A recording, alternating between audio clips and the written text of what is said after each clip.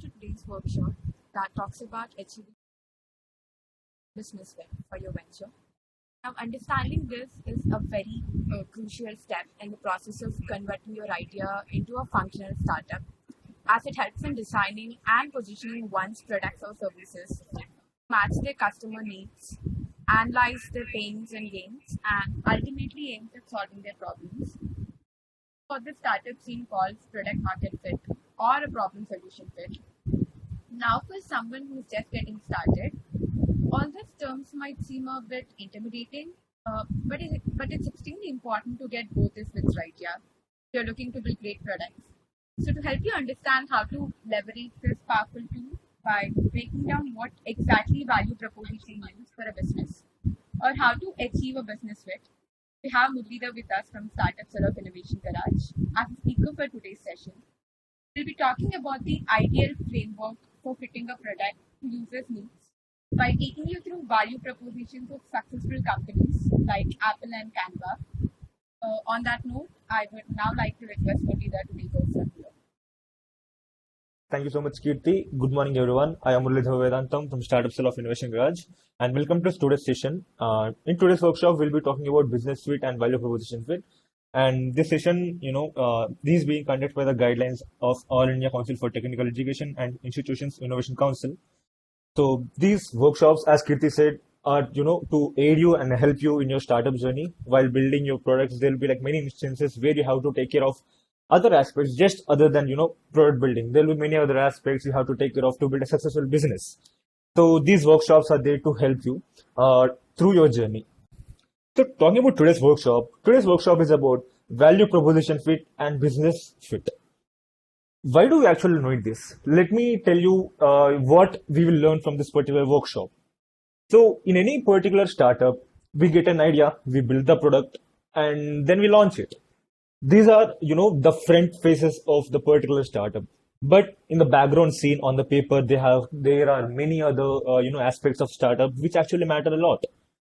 So these two are some of those: value proposition fit and business fit. So if I have to tell you in a brief manner what value proposition fit and business fit are, these value proposition fit and business fit distinguish any startup from a successful business. Even if you have a great idea, even if you have a great product, if your product doesn't really have any value proposition fit or business fit, I'm sorry, but it won't turn into a successful startup. So that is why the fitter, the profiter. These are some of the important aspects for your startup. Now, as again, we are conducting another workshop. I will promise you that, this won't be boring and we will complete this as soon as possible. And, I've tried to keep this workshop in a very fun manner. So let's get started. So just like we talked before, in the journey of the mysterious startup island, there are many aspects. In the previous workshops, we talked about how to build a great product, how to, talk about business model workshop and whatsoever. So after building the product, the second thing is we need to understand how the value proposition fit is there for our product. And then we have to take care of the business fit. Then if all of this fits in, then you'll get success. And after that, we repeat. So this is the overview of any startup. This from a different perspective. So let's talk about value proposition fit for now. So value proposition fit. What is that? There are like many great definitions in the business schools and MBAs talking about value proposition fit. But let's talk in a very Feynman manner on what actually value proposition is. Every startup starts with a promise. Every startup starts with an insight, an idea that only the founder has, but none of the other world believes in that. It's a promise that a founder gives to the world, that the particular startup will actually serve the customers in a way that hasn't been served till then. So what exactly value proposition is? Value proposition means there are promises, and promises are meant to be kept. Every startup has a promise, and if the promise is being kept, then that means value proposition is served. Because obviously great men and women have always kept their promises. So let's talk about what exactly are these promises and why does promises come in business? Because promises generally come in our relationships or in our friendships. But where does this value and promise and all these abstract terms come in our startups? Let's talk about some stories. Canva. I'm pretty sure every single one of us uses Canva. Before Canva, the value of designers were a lot more because only the designers could do the design in the what Adobe, Photoshop, other illustrators. But thanks to Canva, these days every single one can prepare slides. Even this particular thing, this particular presentation, I made it in Canva. Then I imported it to Google Slides. Then I mean, what I mean is today, thanks to Canva, every single person is able to design in minutes. And let's talk about the promises that Canva made. What Canva actually said is no prior design experience. Before Canva, only people with design experience, used to do the design in the particular softwares. But thanks to Canva, you and I can do it now. And the absolutely free templates. Not only Canva, there are like many other, this particular design startups which are not exactly giving free templates, but Canva has been promising us free templates, and they are actually very beautiful and easiest design process. Thanks to their product design, the Canva design process is the easiest among all and adaptable for every design work. So these are the promises. The fourth one, adaptable for all design work. If you, I mean, Canva is, the design work is absolutely, fit for every single work. If you want to prepare slides for business pitch deck, then Canva is the way to go. If you want to prepare an Instagram creative, then Canva is, is where we go. Just like that, for every single work, Canva is the place we go. So these are some of the promises that Canva has kept, unlike many other design startups. That's why Canva has been leading, the design fraternity by being the most successful design startup on the present day. Now, coming to the second startup that kept its promise. Yes, let's talk about the legendary Apple. Though Apple is not a startup right now, but in the beginning, Apple is definitely a startup. So, how has Apple iPod kept its promise? So, let's talk about the value proposition that Apple has given us. So if in case if people remember the iPods, the presentation given by Steve Jobs, it was one of the legendary, the presentations given by any startup entrepreneur. So what exactly Steve Jobs done was he came onto the stage, he told what exactly an iPod is, and he took it out of his pocket. He literally took the iPod out of his pocket, and the iPod was not on the stage covered by some golden blanket or something. It was just in his pocket. And what he said? Thousands of songs in a pocket. That was a value proposition that Steve Jobs has given to the world. Prior to this Apple iPod, there were many other, audio devices, but they were actually so, they were not really that compact, or they never had like thousands of songs in it. When iPod has revolutionized the music ecosystem, this is a promise that Steve Jobs has kept, and that was revolutionary. Steve Jobs has changed the entire music system. And the second, the value promise that Steve Jobs has kept was only three buttons to navigate. As we all know, Steve Jobs has been, the master of design. Design was everything to him. So, when talking about the product design, Steve Jobs told his employees that Apple iPod has to have only three buttons to navigate through the entire process. Be it selecting a song, navigating through songs, going to the home screen, whatever. Only three buttons. And Apple iPod version 1 has kept that promise. And no wonder Apple iPod has been the revolutionary product of Apple, and it generated like huge revenue for it.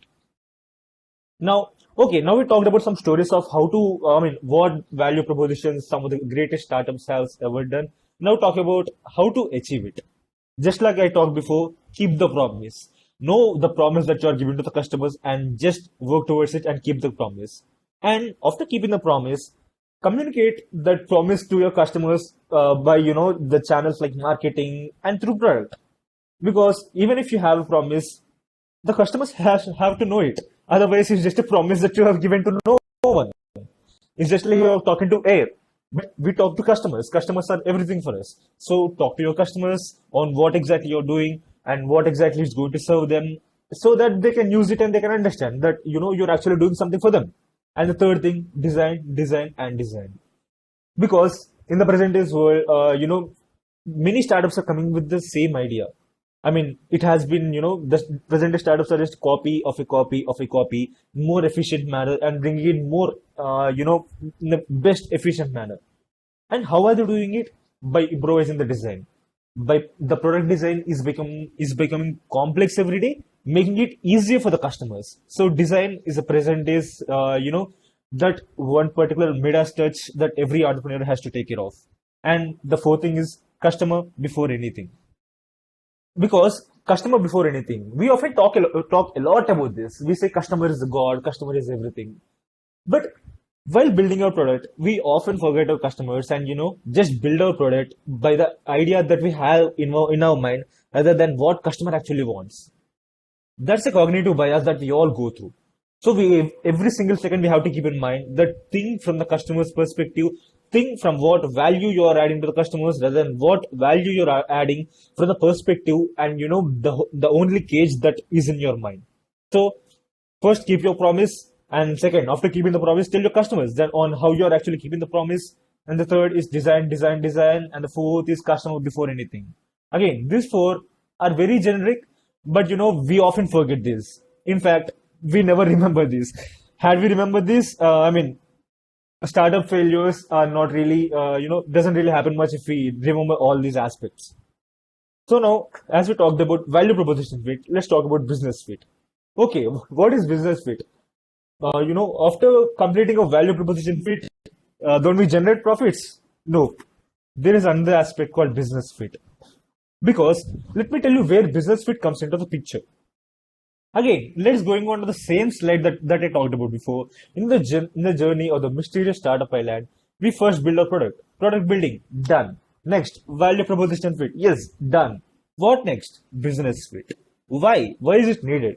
Because value proposition fit is mostly done by in the journey of us building our product.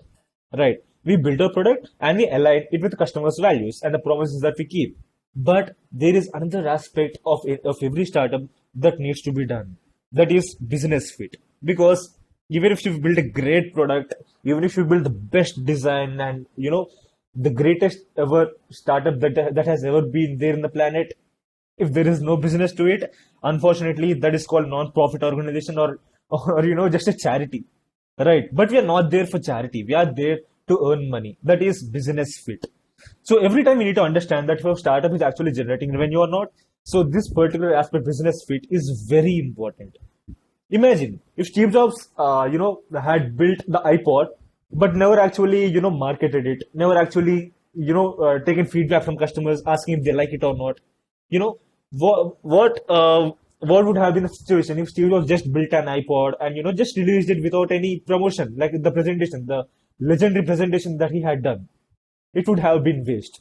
That's why business fit is very important.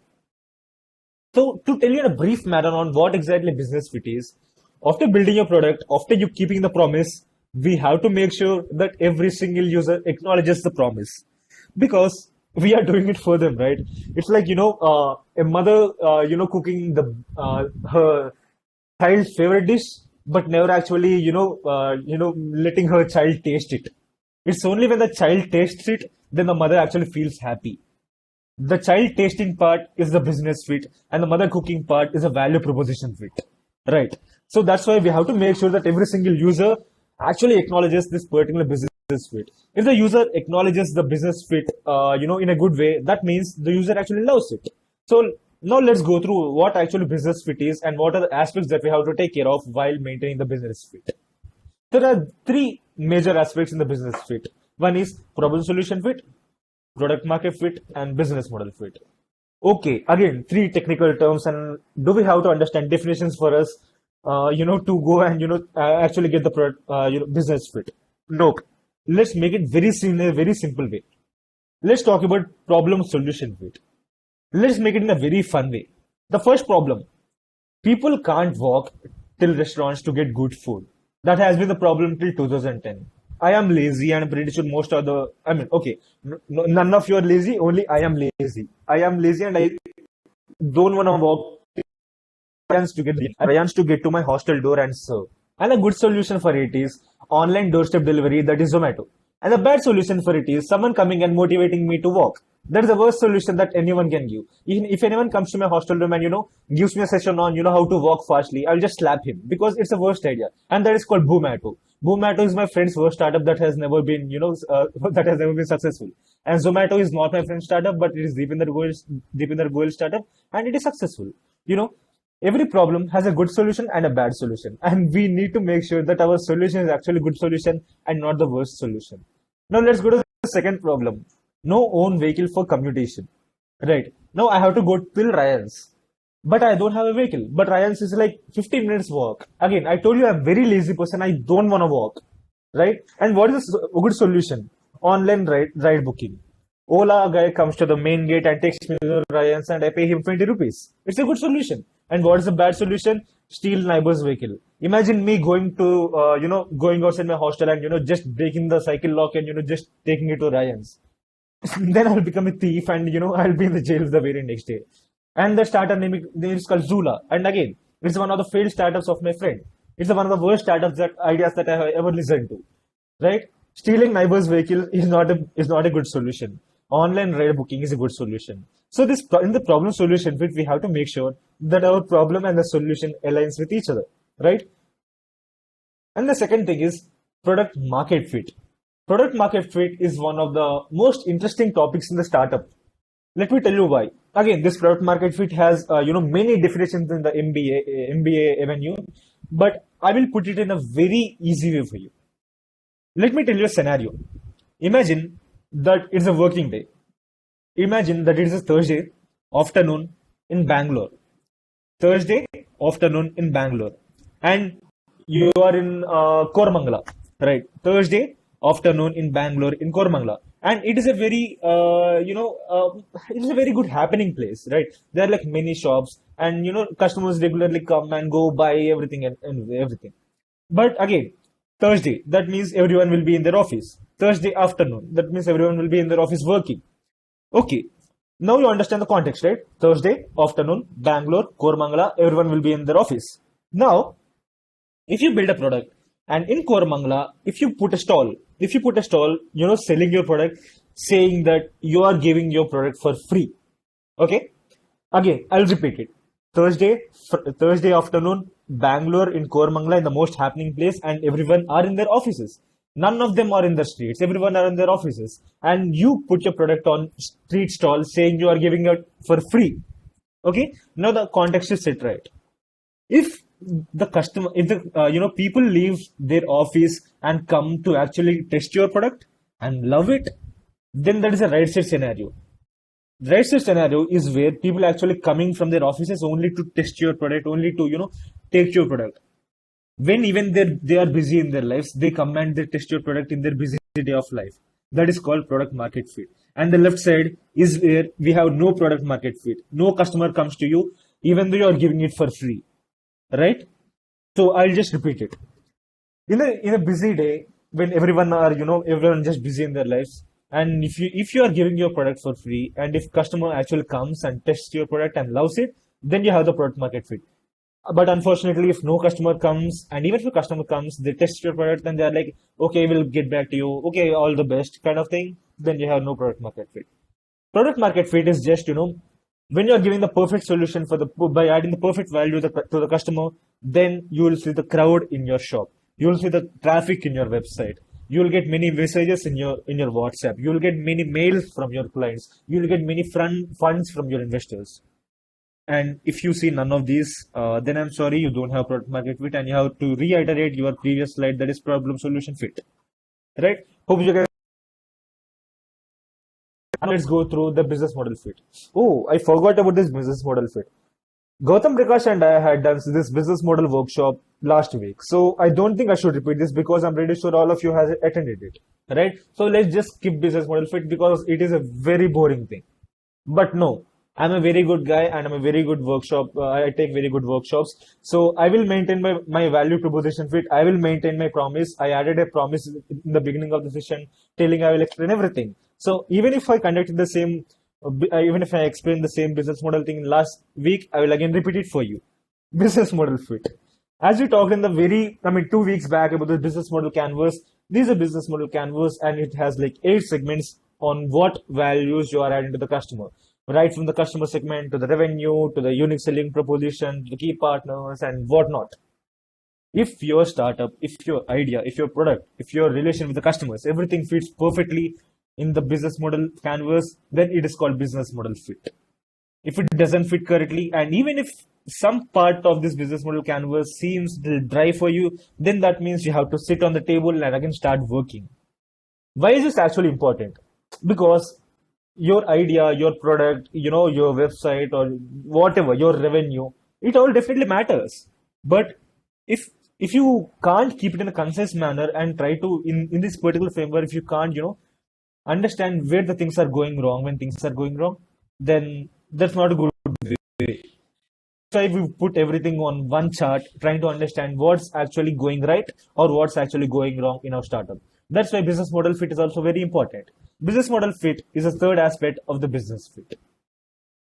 Now again, let's go back to the again same first journey of the mysterious startup island. We first build a product, then the value proposition fit.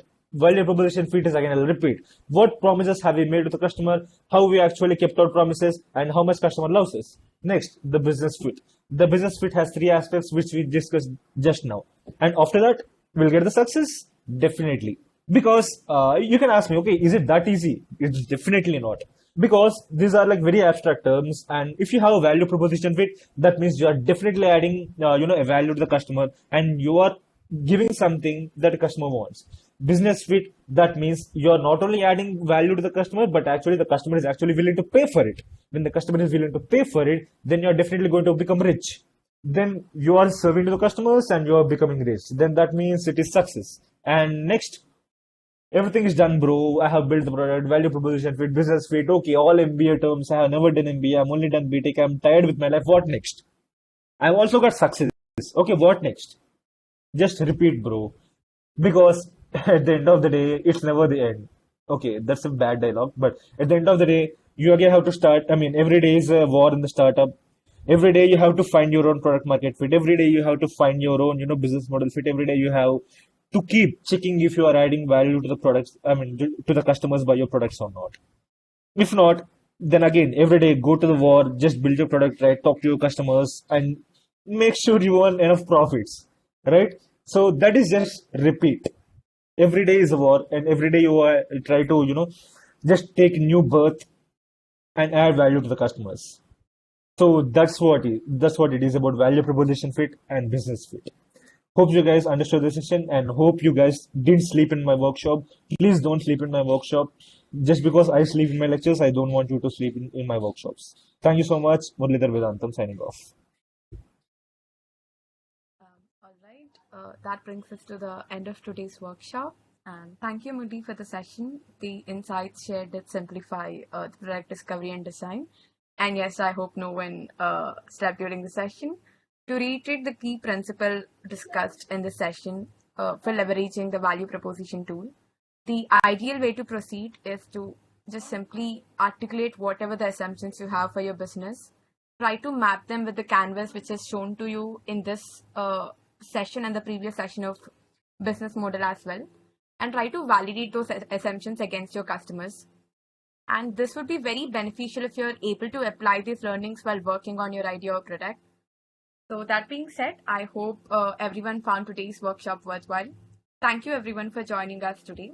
We can end the session here. Thank you once again.